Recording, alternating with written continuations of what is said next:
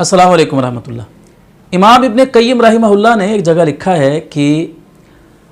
کسی انسان کے لیے اس کی زندگی میں جو سب سے زیادہ نقصان دہ چیز ہو سکتی ہے وہ اس کا فارغ رہنا ہے،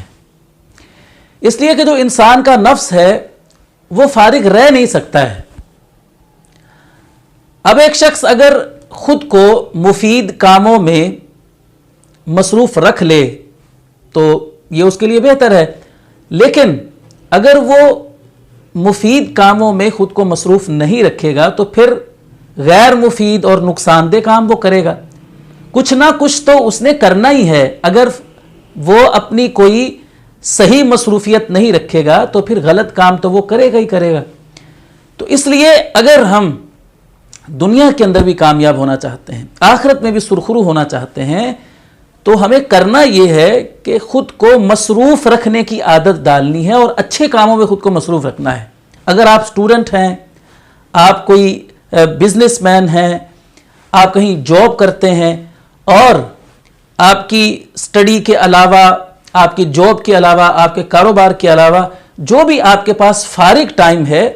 تو اس میں کوئی نہ کوئی مثبت اپنی مصروفیت رکھیے۔ وہ مثبت مصروفیت کوئی بھی ہو سکتی ہے، اچھی کتابوں کا مطالعہ کرنا ہو سکتا ہے، قرآن مجید کی تلاوت کرنا، قرآن سننا، علماء کرام کے بیانات سننا، اسی طرح کوئی بھی اچھا کام، لوگوں کی مدد کرنا، لوگوں کے کام آنا، سوشل ویلفیئر کے کام کرنا، کوئی بھی اچھائی کے اور خیر کے کاموں میں خود کو جب ہم مصروف کر لیں گے تو ہم بہت ساری خرابیوں، بہت ساری برائیوں سے اور بہت سارے گناہوں سے خود کو ہم بچا لیں گے۔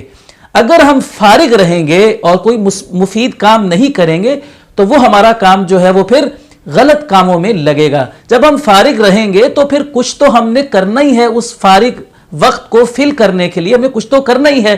ہم پھر فضول میں اپنا وقت ضائع کریں گے، سوشل میڈیا کھول کر بیٹھ جائیں گے، وہ چیزیں بھی دیکھیں گے جو ہم نے اصل میں دیکھنی بھی نہیں ہے اور ہمارے لیے اس میں کوئی فائدہ بھی نہیں ہے۔ تو اس لیے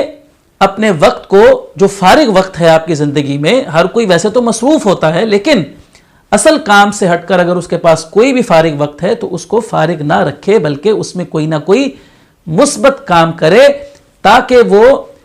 منفی اور نقصان دہ کاموں سے خود کو بچا سکے۔